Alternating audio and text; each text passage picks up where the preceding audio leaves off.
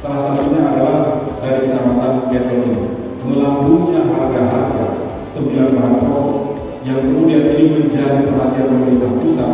Setiap hari Senin dipantau secara langsung dari Kementerian Dalam Negeri. Salah satu komoditi andalan kita itu adalah cabai.